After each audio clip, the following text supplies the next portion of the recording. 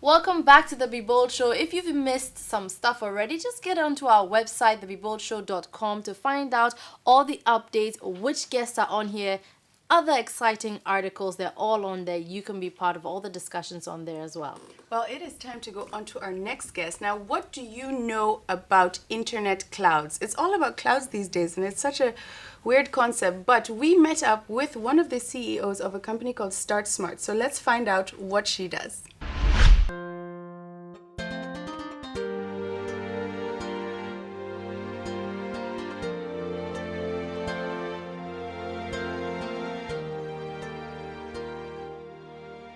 My name is Juliana. I am of Ghanaian descent. I grew up partly in Ghana, partly in the US. We moved to Ghana right before I started high school. I went to GIS, and then after that I went to Princeton, studied economics, spent a year back in Ghana working with small and medium-sized businesses before I went on to business school. And currently I work with a consulting firm in Washington, D.C. So I wanted to come up with a solution that would be easy to use and that would be really sort of focused on the African entrepreneur, the African business owner. And so I created Start Smart. And so what it is it's an online accounting software. It's hosted on a cloud, so you can access it from wherever you are as long as you have an internet connection. And it just requires you to put in basic information on salary, revenue, expense. It builds all the totals for you within that document. And then it also builds more complex financial statements like the cash flow, the balance sheet, and the income statement for you. So you're telling me that anybody who has a small or medium business can get onto Start Smart and set up an account? Yes, they can. And it's completely free. So it's not, I know payment and sort of affordability are an issue for African entrepreneurs, so it's a completely free software. Wow. And now, is it solely related to the Ghanaian market, or is it something that can be used all over Africa?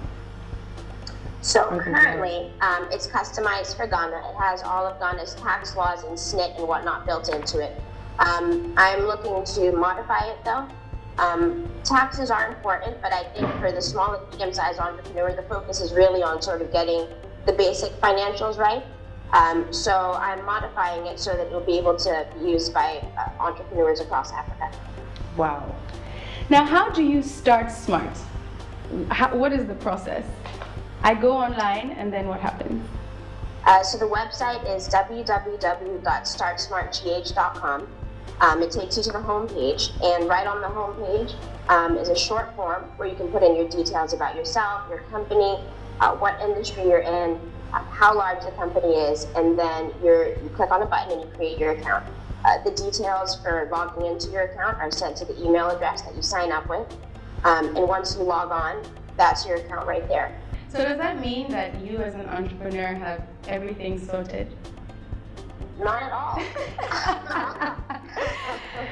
Because I feel like, you must have it all figured out. No. Not in any remote sense. I mean, I paid an online accounting portal, and sometimes I know I've spent money on something that I shouldn't have, and I'll be like, well, if I don't write it down, then maybe it means that I didn't spend the money, and nobody will know that I spent the money. So I don't have it all figured out by any means. It's sort of learning as I go along, and as I run into obstacles, sort of talking to people about it. Because there's no shame in making mistakes, right? The shame comes from not acknowledging your mistakes or not trying to learn from those mistakes. So then what for you makes a good entrepreneur? I would say passion, planning, constant learning, and surrounding yourself with good people. Definitely sort of building a network, not just in terms of people that will help you gain professionally, but people who will give you moral support and who will encourage you and sort of, help you stay motivated through the process. Now, what do you see for Start Smart? Where are you growing towards? What is your ultimate goal? My ultimate goal is to sort of really build the pool of users that we have in Ghana and in Africa as a whole. I really see Start Smart sort of becoming the go-to resource when you're trying to manage your financials as a small or medium-sized business. And I'm hoping to sort of really see Start Smart become more than just a software application and become sort of an actual personality. I think my last question for you today is, what have been some of your biggest challenges so far with Start Smart, and how have you overcome these challenges? So I think the biggest initial challenge that I faced was finding the right developer for my software. Finding a developer who could understand that and realize that, I wasn't just trying to bother them. It was really that I was trying to create a quality product. And the second obstacle was figuring out how best to get Start Smart out to people. So figuring out sort of how to build that network with people, to present myself as approachable, how to network with the right people who sort of had an idea of what it is I was trying to do, and how to help me make it successful. What piece of advice could you give to that beginning entrepreneur who's watching you right now? I would say, you really need to sit down, and the first question you need to ask yourself is, I think that people need this, but do they want it, right? There's a very big difference between what you perceive people to need and what it is that they actually want. You may think that people need, sneakers to be walking around town all the time, but in Ghana, very few people wear sneakers outside of, going to the gym or going for a run or, things of that nature. So even though you think that people need it, you have to make sure that they want it. I would say that's the first thing. The second thing is sort of more personal reflection. How motivated are you? How passionate about this idea are you? How willing are you to put in whatever hours or whatever tasks it is involved to really push the idea and move it forward? And then I think the third thing I would talk about is looking at the numbers behind it. That they are important. Can you build a strong business case for your idea? If it's a free product, how are you going to sustain that free product and make sure that income is coming in?